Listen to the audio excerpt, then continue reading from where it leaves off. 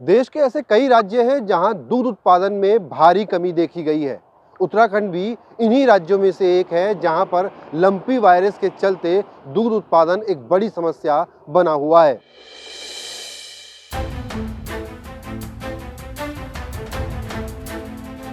कई राज्यों के साथ ही उत्तराखंड में भी लंपी वायरस ने जमकर कहर बरपाया, जिससे कई पशु मौत के आगोश में समा गए। साथ ही दुग्ध उत्पादन भी प्रभावित हुआ। पिछले एक साल में प्रदेश में दुग्ध का उत्पादन 10 से 40% तक कम हुआ है। वैसे तो इसके पीछे कई वजह हो सकती हैं, लेकिन इसमें लंपी वायरस को सबसे बड़ी वजह माना जा रहा है, जिसे श्वेत क्रांति पर लंपी वायरस ने तगड़ा झटका दिया है।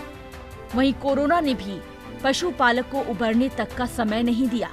2-3 वर्ष से जो डेयरी का सेक्टर है बहुत ही ज़्यादा मैं कह सकता हूँ कि एक परेशानियों का जो दौर है उससे गुजर रहा है। पहले कोरोना की समस्या रही तो कोरोना में किसानों को, हालांकि हमने तो दूध पूरा प्रोक्योर किया, परचेज किया, लेकिन किसानों को काफ़ी इसमें नुकसान भी हुआ कई जगह पे।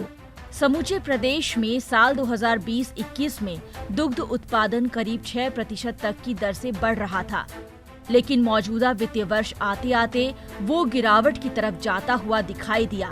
सर्दियों के महीने में सामान्य तौर पर दूध के दाम नहीं बढ़ाए जाते, लेकिन उत्तराखंड में ये पहला मौका है जब दूध के दामों में 4 से 7 रुपए तक की बढ़ोतरी की गई है। ऐसा डिमांड बढ़ने और उत्पादन कम होने की वजह के चलते हुआ। डेयरी संचालकों का मानना है कि लंपी बीमारी ने पशुओं को बेहद नुकसान पहुंचाया है।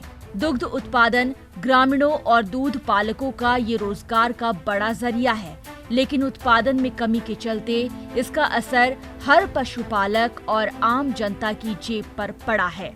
देखो, इसमें नुकसान तो काफ़ी रहा डेयरी वालों को। एक तो पशुओं की हानि हुई है, काफ़ी डेयरी वालों के पशु मरे हैं, और कुछ वैसे तो देहरादून में बहुत कृपा रही कि देहरादून में बहुत कम आई है।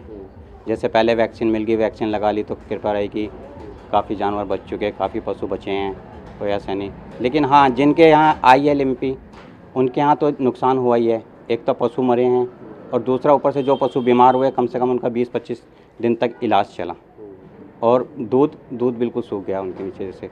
दूध तो बिल्कुल कहाँ देंगे जब खाएंगे पिएंगे नहीं, और बुखार है तो ऐसे में। तो लंपी के दौरान क्या दूध बिल्कुल कम हो जाता है? दूध कम हो जाता है, बिल्कुल ही खत्म हो जाता है, ना के बराबर समझो। जानकार कहते हैं कि देश के अधिकतर राज्यों में इसके कारण 10 से 15% तक स्टेट डेयरी फेडरेशन को कम दूध मिल पाया है।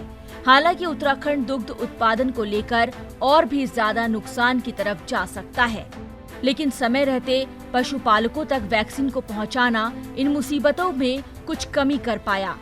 उधम सिंह नगर हरिद्वार की कुछ जगहों पर इस वायरस का बेहद ज्यादा असर हुआ, जबकि देहरादून में विकास नगर क्षेत्र में काफी पशु हानि हुई है, लेकिन समय रहते वैक्सीन का उपयोग करने के कारण नुकसान में काफी कमी भी की गई है। इस वर्ष आया है उससे बहुत ज़्यादा जो हमारे जानवर हैं, खासकर जो हमारे जो नीचे के राज्य हैं, हरियाणा है, गुजरात है, महाराष्ट्र है, राजस्थान है, उत्तर प्रदेश है, वहाँ बहुत ज़्यादा इफेक्टेड हुए हैं जानवर, और काफ़ी ज़्यादा कैजुअलिटीज़ भी हुई हैं।